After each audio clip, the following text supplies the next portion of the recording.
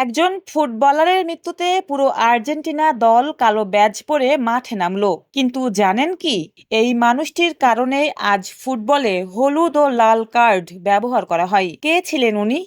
চলুন জেনে নেওয়া যাক। আজকের বিশ্বকাপ কোয়ার্টার ফাইনালে আর্জেন্টিনার খেলোয়াড়দের হাতে কালো ব্যাজ দেখে অনেকেই অবাক হয়েছেন। এর কারণ, আর্জেন্টিনার কিংবদন্তি সাবেক অধিনায়ক অ্যান্টোনিও উবালদো রাত্তিন 89 বছর বয়সে মারা গেছেন। তার স্মৃতির প্রতি সম্মান জানিয়েই দলটি কালো ব্যাজ পরে মাঠে নেমেছে। রাত্তিন শুধু একজন ফুটবলার ছিলেন না, তিনি ছিলেন আর্জেন্টিনার ফুটবল ইতিহাসের অন্যতম প্রতীক। 1962 ও 1966 বিশ্বকাপে তিনি দেশের প্রতিনিধিত্ব করেন এবং 1966 বিশ্বকাপে ছিলেন দলের অধিনায়ক। পুরো ক্লাব ক্যারিয়ার কাটিয়েছেন বোকা জুনিয়র্সে। কিন্তু তাকে ইতিহাসে অমর করে রেখেছে একটি ঘটনা। 1966 বিশ্বকাপে ইংল্যান্ডের বিপক্ষে বিতর্কিত লাল কার্ড দেখানোর পর ভাষাগত বিভ্রান্তির কারণে তিনি মাঠ ছাড়তে অস্বীকৃতি জানান। সেই ঘটনা বিশ্ব ফুটবলকে ভাবিয়ে তোলে। পরে রেফারিদের সিদ্ধান্ত স্পষ্টভাবে বোঝাতে ফিফা হলুদ ও লাল কার্ড চালু করে। তাই আজ আর্জেন্টিনার হাতে কালো ব্যাজ শুধু শোকের প্রতীক নয়, এটি এমন এক কিংবদন্তির প্রতি শ্রদ্ধা